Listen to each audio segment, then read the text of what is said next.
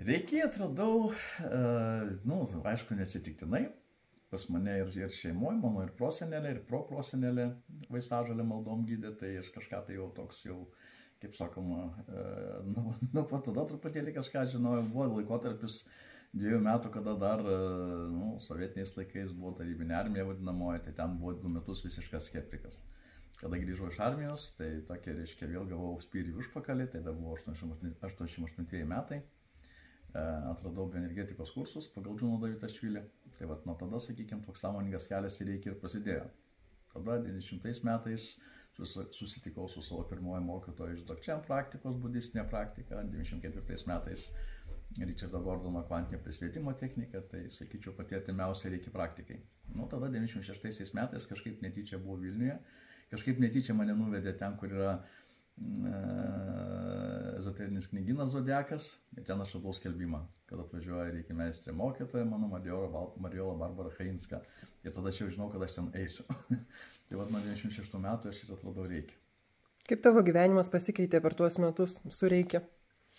Daug įvairių transformacijų vyko. Pasakyti, kad kažkokių tai laužimų buvo, sakykime, negaliu pasakyti, nes į Reiki atėjęs aš jau visgi kažkur tai beveik 10 metų buvau praktikavęs jau, tai kažkaip tai buvau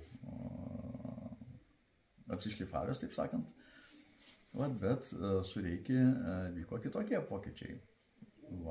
Ir per Reiki, sakykime, aš galiu pasakyti, kad per Reiki turbūt man giliau pažinau tas praktikas, kurias praktikavau Dzogchen praktiką, pavyzdžiui, sąmoningą kvėpavimą, sakykime, per sąmoningą kvėpavimą ir Dzogcheną pažinau giliau, kas yra Reiki. Tai tos, reiškia, tokie puzlės susidėliojo iš kelių pusių, sakykime, ne? Tai ir tiesiog supratau, kad gyvenimas iš vienos pusės yra kaip ir sudėtingas, ar ne? Iš kitos pusės labai paprastas. Yra dėsniai, kurių tu stengiasi laikyti, Reiki man tam labai padeda, 5 Reiki principai, kada jūs praktikuoji. Tai sakykime taip, gyvenimas jisai paprastėja, lengvėja, kada praktikuoji.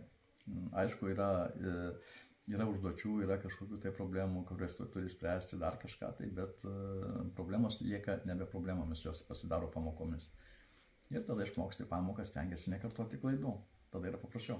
Kam naudoji Reiki kasdienėme gyvenime? Kadangi Reiki ne tik dvasinė praktika, bet ir gyvenimiška praktika, tai aš darausi Reiki kasdien ir darausi Reiki bet kokias situacijas, nes Reiki kaip universali absoliuti kūrėjo energija, kaip universalus dėsnis, jisai visur padeda atstatyti teisingą pusiausvyrą. Tai kada praktikuoji Reiki, sugebi priimti tai, kas vyksta, kaip teisingą variantą, kaip patį teisingiausią variantą. Kada pareikoji, sakykime, padarai Reiki ar ne, per save, distanciškai, tada tu tiesiog pripranti suprasti, priimti, kad viskas, kas vyksta, vyksta teisingai.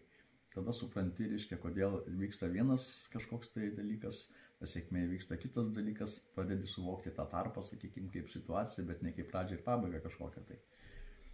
Tai ir tada tokiu būdu reikuoju visose gyvenimo situacijose.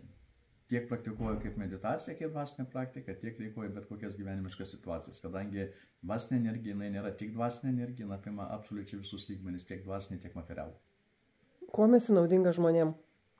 Na, kaip žmogus, sakykime, turbūt, tai bendraudamas visų pirmiausia suvokiu, kad kiekvienas žmogus, su kuriuo bendrauju, yra mano mokytojas, kai galbūt kažkieno tai ir aš, ar ne, nes mokytojas ir mokinys kiekviename esam. Tai jeigu mes sąmoningai bendraujam, sąmoningai norim pasiekti kažkokių tai tikslų, mes visada vienas iš kito mokomės. Kaip Reiki praktikas, kaip žmogus niekam nepadeda. Nes dirbi kaip laidininkas, sakykime, ar ne, ir tada žmogus, augalas, gyvūnas, ar kam tu darai Reiki, ar ne, per tave kaip ir laidininką pasiima tai, kas jam reikalinga. Ne iš manęs, ar ne, bet tiesiog, reiškia, žmogus suintensyvina savo pasąmonę, įsijungia gilesnę savireguliaciją ir tokiu būdu Reiki praktikoje aš kaip nulis. Kodėl reikėjo asociacija? Aš neatėjau, gal reikia asociacija, bet mes sugalvojame ją įsteigti. Tai esu vienas iš steigėjų, reikia asociacijos. Ir kadangi tikrai giliai suvokiam, kaip tai gali padėti žmonėm ir visur, sakykime, tiek tobulėjime, tiek sveikatoje, tiek tiek aplamai pusiausvyros atstatymę. Tai vat ir kilo tokia idėja įkurti šitą asociaciją, kad kuo daugiau žmonių sužinotų apie reikį, apie tradicinį reikį šiuo atveju, kad tai yra super paprasta praktika, jinai nėra lengva iš vienos pusės paprasta, iš kitos pusės nelengva, kaip ir kiekvienas darbas, kaip kiekviena praktika. Bet praktikuoti gali absoliučiai kiekvienas žmogus ir gauti rezultatus.